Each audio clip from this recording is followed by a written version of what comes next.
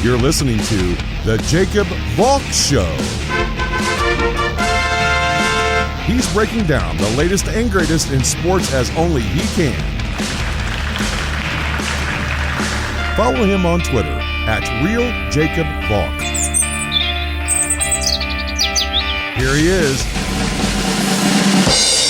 Jacob Valk.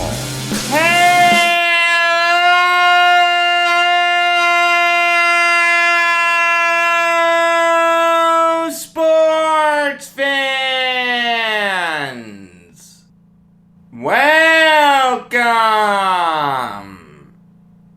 to another edition of the Jacob Valk Show. I am the Jacob Valk, and you're not. I've got to start with the Timberwolves firing their president of basketball operations, Gersson Rosas. When you first heard about this, it was a head scratcher. Why are you firing him so close to the start of the season? You've already let him make all these moves. You let him set the course for the team this year. Now you're firing him. It makes no sense. But then as details started trickling out, you understood the Timberwolves' logic. John Krasinski and Shams Charania of The Athletic wrote an excellent article on this. They laid out some of Rosas' failures from a basketball perspective, but more importantly, according to Krasinski and Charania, he failed from a human perspective too. Rosas is married, and he had a relationship with a staffer that got intimate. Now, Krasinski and Charania said that this relationship was consensual. This wasn't like a Mickey Callaway, Jared Porter situation. But if you're in a position of power and you're trying to seduce one of your underlings, that kind of blurs the line of consent. Maybe she never said, "Stop, this makes me feel uncomfortable," but in the back of her mind, she could have thought, I have to say yes to this, he's my boss. I don't know. The only person who knows that for sure is the woman in question. And if she decides to speak out, we'll know the answer. But for right now, it's just speculation. The thing is, though, it's not a good look, regardless. You have the married president of basketball operations who hasn't done a great job with the Timberwolves. Evidently, he rubbed some people the wrong way, trying to seduce one of his underlings. That's not a good look. That can be a PR nightmare. So it's possible that that was the straw that broke the camel's back. It's unfair to say anything more about the relationship because it was only mentioned in the last 3 sentences of a paragraph towards the end of the article. We just don't know enough about what happened. So, I don't want to speculate. That's unfair. Let's focus on what Rosas did from a basketball perspective, because he made a lot of mistakes. There's no question about that. Here's a guy who came over from the Rockets with a great reputation. He had interviewed for a bunch of jobs before he got to the Timberwolves. The Timberwolves gave him total control, and it didn't work. Since Rosas took over, the Timberwolves have gone 42-94. That's a .309 winning percentage. To put that number into perspective, if you doubled the number of wins that Rosas has on his ledger, he would still be under 500. There's no question that Rosas made a ton of mistakes. Here's a guy who rubbed a lot of people in the front office the wrong way, worked these guys long hours, didn't give them a lot of input in personnel decisions, talked about building a family, but his actions spoke differently. He had some defenders within the organization, and in all fairness, you take a look at the team that the Timberwolves have, it's not going to make the playoffs this year. There's no question about that. But would it surprise you if in a couple years it made some noise? Think about their starting five. D'Angelo Russell, Anthony Edwards, Malik Beasley, Jaden McDaniels, and Karl Anthony Towns. That's not bad. That's pretty darn good. The bench isn't good. There's no question about that. But they have a solid core. And there are rumors that they're in the Ben Simmons sweepstakes. And let me say this, I don't care what the Sixers say. There's no way that Ben Simmons plays another game for the Sixers. You can't have that distraction hovering over the team when you're looking to make a title run. I mean, think about it this way. Let's say Ben Simmons comes back for the Sixers. Do you know the reaction he's going to get his first game back in Philly? He is going to get booed like he's Sidney Crosby during a Hockey Fights Cancer video. It's done. It's over. The die has been cast. You said you'd trade him. Maybe you haven't found a good offer yet, but I think you've got to bite the bullet at this point. Just get rid of him. It's better than the alternative. I mean, if you can swing a D'Angelo Russell for Ben Simmons trade, that makes you really scary. And as a Nets fan, I don't want that. I love the idea of Russell and Embiid playing together. I'd have to boo D'Angelo Russell. I love D'Angelo Russell. Now, it's kind of funny. One of the things that Rosas did, his marquee move, his legacy-defining move, was trading for D'Angelo Russell. Karl Anthony Towns and Russell had a great relationship.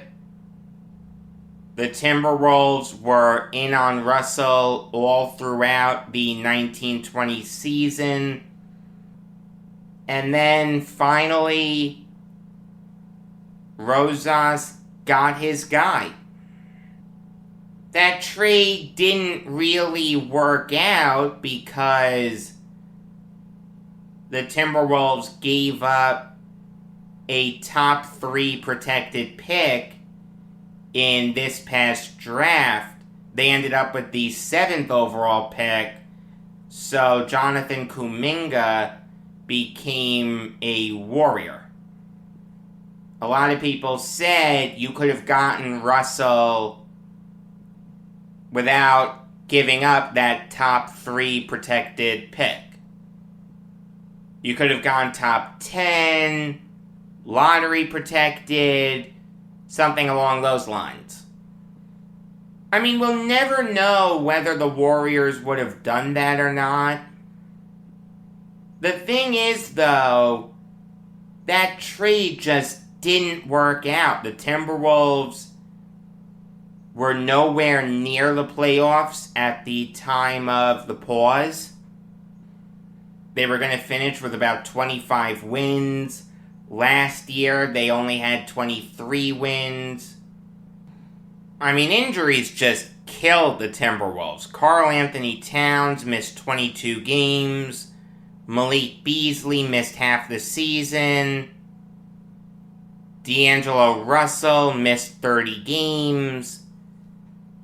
At the end of the day, if this is the core that you've identified as being able to get the Timberwolves into the playoffs and being able to win just their 3rd playoff series ever, I'm not kidding. The Timberwolves in their entire history have only won 2 playoff series. It was in 2004. They destroyed the Nuggets in 5 games in the first round. Then they beat the Kings in 7 games in the second round. Then they lost to the Lakers in 6 games in the Western Conference Finals. That's it. That's the extent of their playoff success.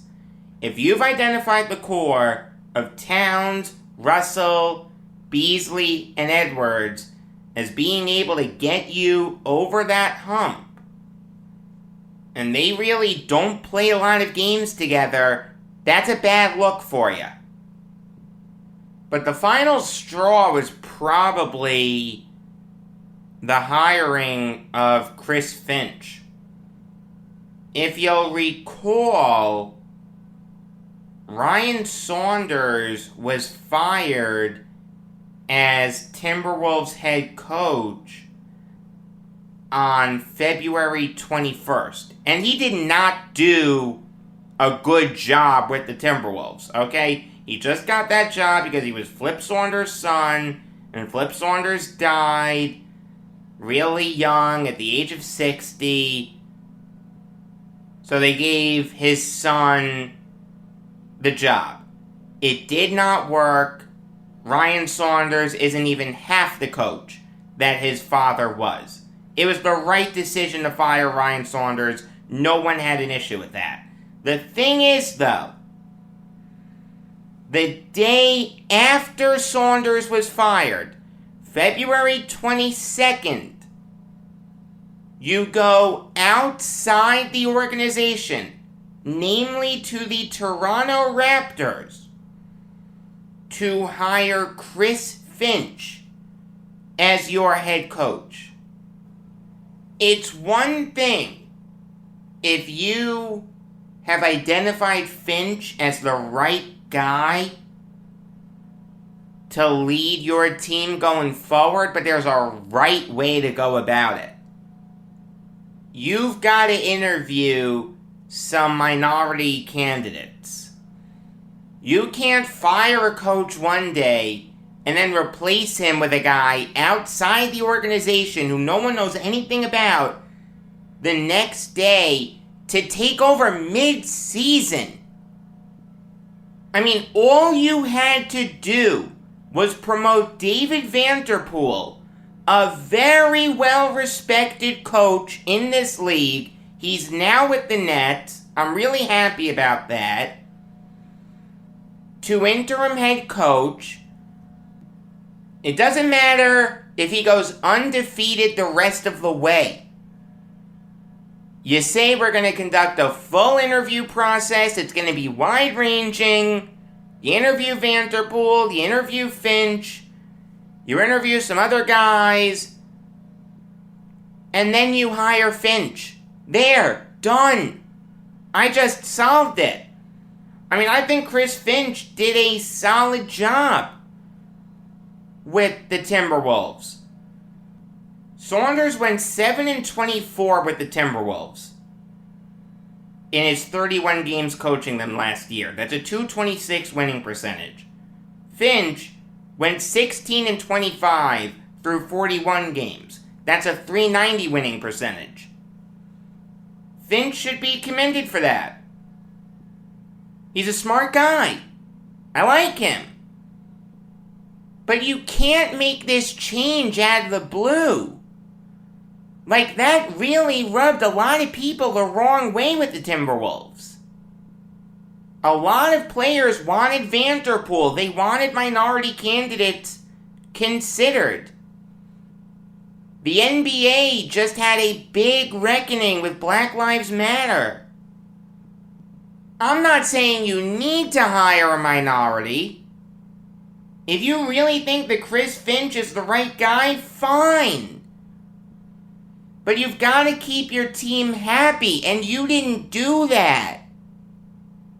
You've got to make it known to guys like Cat and Russell, the superstars on the team, that this is the direction we're going in. And if they say, well, we want minority candidates considered, that's a valid point. No one can begrudge them for that. That's 100% the right thing. There's no question about that. So then fire Saunders, hire Vanderpool, go through the process, and then hire Finch anyway. There, done, solved. Doing it mid-season the way that Rosas did was just wrong. I mean, now there's a lot of tension within the Timberwolves organization. You've got Towns posting on Twitter, WTF. Russell is in trade rumors. Are the Timberwolves going to get Ben Simmons, or are they not going to get Ben Simmons? You've got new ownership coming in soon. The reality is the Timberwolves are no closer to making the playoffs than they were before Rosas got there. Now it's up to Sachin Gupta, the interim head of basketball operations, to right the ship. He is going to get a chance to earn the job permanently. And Gupta's a smart guy. He's the one who created ESPN's NBA trade machine. So anyone who can do that clearly has a fantastic head on his shoulders. Now here's the thing. According to Krasinski and Charania, Rosas really wanted Ben Simmons. Like, he thought Simmons was the missing piece. He'd get this team over the hump. I'm not sure if I agree with that, but I understand the argument. It's very tough to compare Ben Simmons to D'Angelo Russell. They're just so different. Let's see if Gupta wants Simmons the same way that Rosas did. The thing about Rosas is he was very aggressive. He made the big trade for Russell. He turned over the Timberwolves roster a lot. Trading for Simmons would have fit his MO. Let's see if it's going to fit Gupta's MO. Let's see if Gupta even has the power to make that type of a trade. Maybe he has the power to make minor moves, but not something as earth-shattering as a Ben Simmons trade. The point is, I understand why the Timberwolves fired Rosas. The extramarital affair was incredibly improper. It put the whole organization at risk, and Rosas didn't do a good job as president of basketball operations. It's going to be tough sledding in Minnesota until Mark Lore and Alex Rodriguez take over. And even then, are they going to be a magic bullet? I don't know. I'll say this. I really hope that A-Rod doesn't try to insert himself into basketball-related decisions. If he bought the Minnesota Twins, okay. Insert yourself into baseball-related decisions. I have no problem with that. Basketball-related decisions? No. I don't want to say that the future of the Timberwolves is bleak, because with new ownership comes the hope of brighter days on the horizon. But it's going to be a while until that new group can put a team together that can do special things. Like, here's the thing, with Karl Anthony Towns being caught so off guard by the Rosas firing and bringing in Finch, why would you trade his best friend in Russell? How does that help your relationship with Cat? You've got to keep him happy, or else he's gonna want out. Do we know if Cat's okay with the Simmons trade? Oh yeah, that'll be great. A big three of Ben Simmons, Anthony Edwards, and Malik Beasley. That team's winning what? 20 games if they're lucky? Beasley and Edwards would need to score 30 points every night. It doesn't look good for the Timberwolves right now. Hopefully Lore and A-Rod can right the ship. But it's going to be a while until they are in a position to do special things in the playoffs. Alright, now I'll give you some NFL Valk talk. And it is time to preview tonight's Thursday night football game between the Panthers and the Texans. The first real Thursday night stinker that we've had. We opened up the year with a great game between the Cowboys and Buccaneers. We had a great game between the Giants and Washington. This game couldn't be any more diametrically opposed to those two games. I understand that the Panthers are playing good football right now. They're 2-0. Sam Darnold looks night and day different to the player that he was with the Jets. Christian McCaffrey looks great. DJ Moore looks great. On the defensive side, Morgan Fox is playing well. Shaq Thompson, Jermaine Carter, Daquan Jones. They have a bunch of really good players. The thing is, though, you take a look at the Texans. How can you get excited about them? Tyrod Taylor, a guy who was actually playing really well, he beat the Jaguars in week 1. was on his way to giving the Browns a run for their money in week 2, is going to be out for a month with a hamstring injury.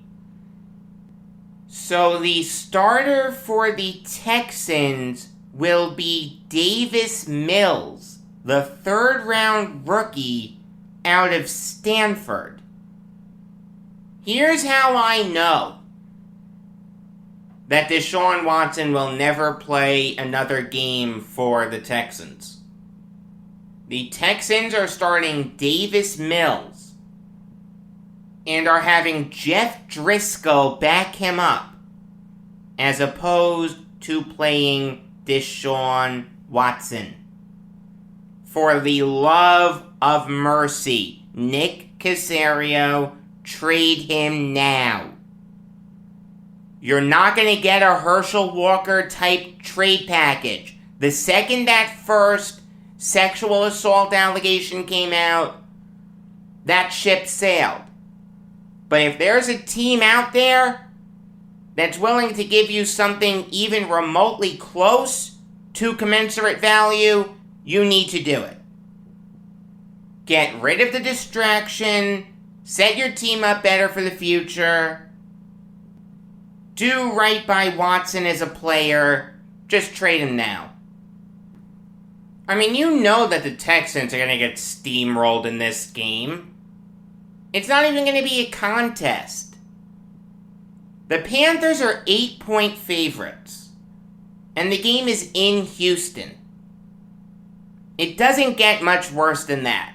You've got a rookie quarterback making his first start against a great defense, a defense that's first in the NFL in terms of points against per game.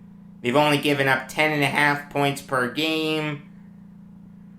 They destroyed the Jets in the first half in week 1, and week 2, Jameis Winston looked terrible. Alvin Kamara looked terrible. The whole Saints offense looked terrible. This Panthers defense is set up to do very special things going forward. I mean, this game's going to be really hard to get into. I am going to watch it because there's nothing else on. The Yankees are off. But I'm going to have a really tough time getting heavily invested in this game. I think it's going to be a blowout. I think it's going to be a rout. I think it's going to be over in the first half. I think the Panthers will destroy the Texans. But I do want to say this. When Darnold has a moment that makes him look great, whether it's a deep throw to Robbie Anderson, whether it's a throw to DJ Moore or Christian McCaffrey that they broke for big yardage, or whether it's just the end of game stats, you know you're going to see the comments, "Hey Jets fans, bet you wish you had him instead of Zach Wilson." And it just drives me nuts. Look, I understand that for time immemorial, Wilson will be compared to Darnold, Trevor Lawrence, Trey Lance, Justin Fields, and Mac Jones. The reality is, though, that's just wrong. Zach Wilson isn't trying to be what Sam Darnold should have been. You think he cares? You think he's looking in the newspaper on Monday to see what Sam Darnold did for the Panthers? You think he's looking through Twitter, wishing ill will on the people criticizing him, and wishing for Darnold to come back to the Jets?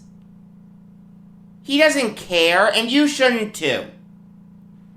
Let Zach Wilson be Zach Wilson. Let him be the best player that he can possibly be.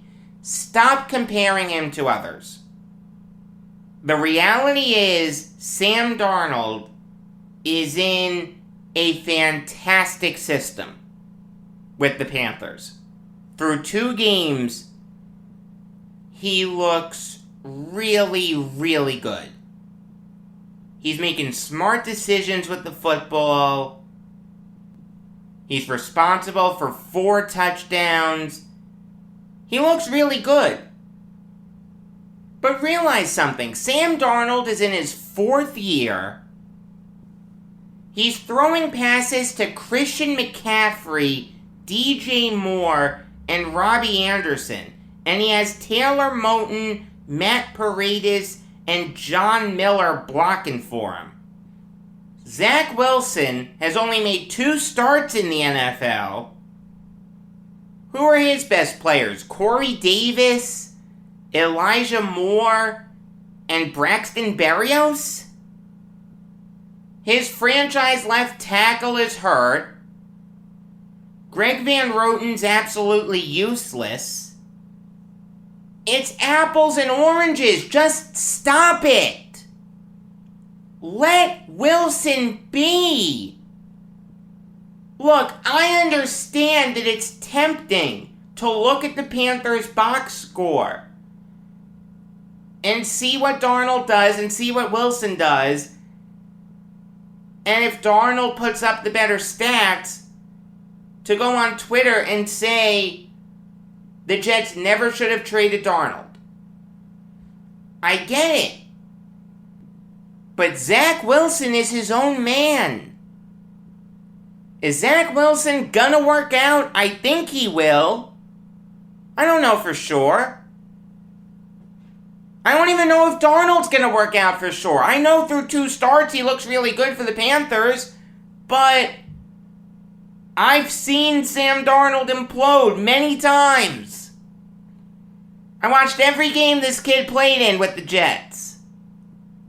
At the end of the day, the die has been cast. Sam Darnold is a Panther, and nothing can be done to change that. The Jets have Wilson, and they're going to roll with him for at least the next 3 years. Is Zach Wilson going to be mentioned in the same breath as a guy like Joe Namath? Or as a guy like Christian Hackenberg? I don't know. And you don't know. Let him be. Let him develop. We are through 2 starts. He played a really good half of football against the Panthers, and against the Patriots, he looked terrible. Bill Belichick has made much better quarterbacks than Zach Wilson look just as bad. And it's going to be a tough test against the Broncos. It's going to be a tough test against the Titans. It's going to be a tough test against the Falcons in London. It's going to be another tough test against the Patriots in Foxborough. But let Wilson develop at his own pace. I really think he's going to work out. Do I know for sure? No. But I do think he's going to work out. Just let him be. Let him make his rookie mistakes. Don't call him a bust. Don't wish that you drafted someone else. Don't wish that you still had Darnold. You have Zach Wilson. You should want him to be the best player that he can possibly be. Okay, I didn't mean to go that far down the rabbit hole. Let's get back on track by talking about Jamie Collins. Dan Campbell said today that the Lions are shopping him.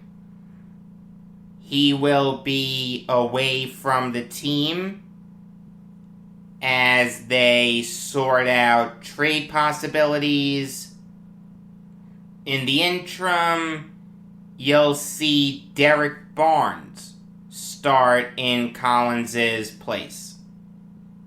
Jamie Collins can still play. He's 31, but he's gotten off to a solid start. He played really well against the Niners. Didn't play as well against the Packers, but Aaron Rodgers was fantastic in that game. According to Pro Football Focus, this year he has a 64.7 overall grade. Last year, he put up a 64.2 overall grade. Not great, but not bad. The thing is, though, he was brought in by the previous regime. He's a former Patriot, so Bob Quinn and Matt Patricia brought him over to the Lions. And we've seen this before. If you try to act like the Patriots, you will crash and burn.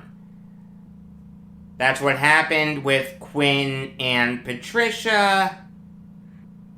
So now this new Lions regime has a player that is on the wrong side of 30, hasn't looked great, and isn't playing up to his big contract. Collins is making $9 million this year. He's not performing up to that level. And he just doesn't fit the age range that the Lions want. The Lions are going younger. Collins doesn't fit that. So if you want to give your 4th round pick a shot, sure, I'm okay with that. Collins can still contribute, but at the end of the day, he just doesn't fit with what the Lions are doing. It'll be interesting to see what contender goes out and trades for him. Off the top of my head, I don't know what contenders need linebacker help. But Collins can still play a role on a playoff team. He's a good player, he just doesn't fit with what the Lions are doing. They're going with a youth movement, and Collins is 31. When you go with a youth movement, you trade good players. That's just what happens. That's what the Lions are trying to do here. I can't begrudge them for it. Moving on now to an interesting report from Jason LaCanfora of CBS Sports. He said that Mike Zimmer is on the hot seat. And I get it. Like, I understand why the Vikings would be upset with Zimmer. You make the NFC title game with Case Keenum as your quarterback. You get slaughtered by Nick Foles and the Eagles, but still, you're in the NFC title game. Everyone thinks that if you just upgrade a quarterback, you can be a Super Bowl contender. You give Kirk Cousins a huge, fully guaranteed deal in free agency. You take him away from the Jets. That was the impetus for the Jets trading up from 6 to 3. If the Jets had signed Cousins, Sam Darnold is never a Jet. Oh, how history could have been different. But the reality is, Cousins hasn't gotten the Vikings over the hump. It's hard to say it's his fault, because if you look at the stats, Cousins has played really, really well, but the simple fact is, in Cousins' 3 full years with the Vikings, they've only won 1 playoff game. They beat the Saints 26-20 in overtime in the wild card round in 2019. Then they got destroyed by the Niners 27-10 in the divisional round. Cousins was not good in that game. I mean, the Vikings now are 0-2. Their defense is dreadful. They've given up the 6th most points per game in the NFL. And they've lost some heartbreaking games. They lose to the Bengals on a last-second field goal in overtime. Then Greg Joseph has the opportunity to win the game against the Cardinals, and he misses a 37-yard field goal. Those are winnable games that the Vikings lost. That's a bad look for Zimmer. This is Zimmer's 8th year with the Vikings, and he's only won 2 playoff games. That's not impressive. Now I'll say this. Mike Zimmer has never finished worse than 7-9. 30 years from now, when we're looking back at Mike Zimmer's career, we'll say that he was a good head coach. Not great, but good. The reality is, Kirk Cousins is one of those quarterbacks that can get you into the playoffs, and maybe you'll make a little bit of noise with him, but you'll never win a Super Bowl. Your ceiling is limited with him. I don't think what's happening with the Vikings is on Mike Zimmer. I think it's on Rick Spielman. And I'm not even saying you should fire Spielman. I think you should let this year play out a little bit and then reevaluate. Maybe Spielman should go. Maybe Zimmer should go. Maybe they should both go. But it's too early now. We're only through 2 games. Reevaluate in a little bit. Give it until the bye week. The Vikings' bye week is week 7. If things don't really turn around then, okay, consider making some changes, but not yet. Give it a little bit of time. Because I like Zimmer. I think Zimmer will land on his feet. I feel like other teams would run to hire him. I'll close this show out with some NHL Valk talk. Specifically on the Avalanche signing Logan O'Connor to a 3-year extension worth $3,150,000. And this is a good move for the Avalanche. O'Connor has shown some potential. It's taken him a while to really find his footing in the NHL. And you wonder if this'll be the year that he gets consistent ice time. I don't know if it will be. I don't know if it won't be. I think you can pencil him into the forward core for the Avalanche, but it's not a guarantee. The thing is, though, in limited time, O'Connor has played well. He's shown an ability to score.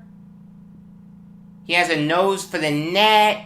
It doesn't show up in the stats, but when you watch him play, that's his game. He's always trying to score. And he did put up 5 points in 22 games. That's not terrible. Especially for a guy who averaged just under 11 minutes per game of ice time last year. O'Connor has some talent. He has some potential. It wouldn't surprise me if he turned into a third liner going forward. Giving him just over $1 million per year for the next 3 years is more than fair. It keeps him locked up long term. You're not breaking the bank. Best comes to best, you have a solid bargain on your hands. Worst comes to worse, you end up having to bury the contract. But $1 million isn't gonna hamstring you. This move makes sense for the Avalanche. I like it. Until tomorrow, I'm Jacob Valk, and always remember, if you disagree with me, you're wrong.